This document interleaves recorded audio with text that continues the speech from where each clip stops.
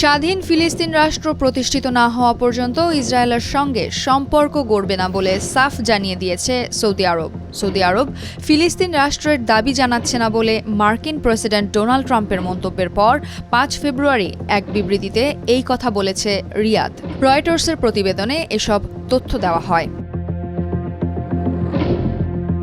এর আগে গত ৪ ফেব্রুয়ারি সফররত ইসরায়েলের প্রধানমন্ত্রী বেনিয়ামিন নেতানিয়াহুর সঙ্গে যৌথ সংবাদ সম্মেলনে ট্রাম্প বলেন, ফিলিস্তিনিরা অন্য জায়গায় পুনর্বাসিত হওয়ার পর যুক্তরাষ্ট্র যুদ্ধবিধ্বস্ত গাজা উপত্যকার নিয়ন্ত্রণ নেবে এবং সেখানকার অর্থনৈতিক উন্নয়ন করবে। সৌদি পররাষ্ট্র মন্ত্রণালয়ের বিবৃতিতে বলা হয়, যুবরাজ মোহাম্মদ বিন সালমান ফিলিস্তিন ও ইসরায়েলের বিষয়ে সুস্পষ্টভাবে সৌদি আরবের অবস্থান জানিয়ে দিয়েছেন।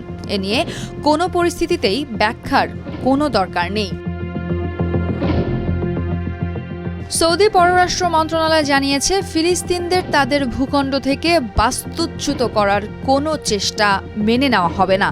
ফিলিস্তিনিদের প্রতি তাদের অবস্থানের বিষয়ে আলোচনার সুযোগ নেই বলেও বিবৃতিতে উল্লেখ করা হয়েছে।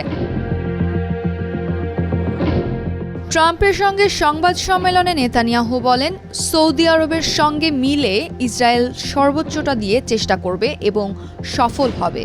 সৌদি আরবকে ইসরায়েলের সঙ্গে সম্পর্ক স্বাভাবিক করতে এবং দেশটিকে স্বীকৃতি দেওয়াতে কয়েক মাসের কূটনৈতিক প্রচেষ্টায় নেতৃত্ব দিয়েছিল যুক্তরাষ্ট্র।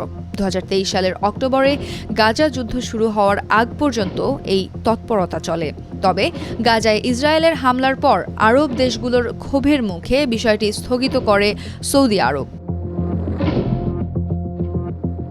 জাতিসংঘে নিযুক্ত ফিলিস্তিনি রাষ্ট্রদূত রিয়াদ মানসুর মার্কিন যুক্তরাষ্ট্রের গাজার নিয়ন্ত্রণ নেওয়া এবং এর বাসিন্দাদের একটি সুন্দর নতুন সতেজ ভূমিতে পুনর্বাসনের বিষয়ে ট্রাম্পের পরিকল্পনার প্রতিক্রিয়া জানিয়েছেন। জাতিসংঘে ফিলিস্তিনি মিশনের পর থেকে এক্সে পোস্ট করা একটি ভিডিওতে মনসুর বলেন, যারা তাদের সুখী সুন্দর স্থানে পাঠাতে চায় তারা যেন তাদের নিজেদের আসল ঘরে ইসরায়েলের ভেতরে ফিরিয়ে দেয়। তিনি আরও বলেন, ফিলিস্তিনিরা গাজায় তাদের নিজ ঘরে ফিরে যেতে চায়। আমাদের মাতৃভূমি শুধু আমাদের মাতৃভূমি।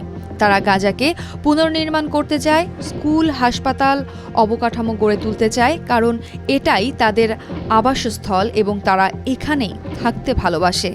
আমি মনে করি নেতাদের উচিত ফিলিস্তিনি জনগণের ইচ্ছাকে সম্মান করা।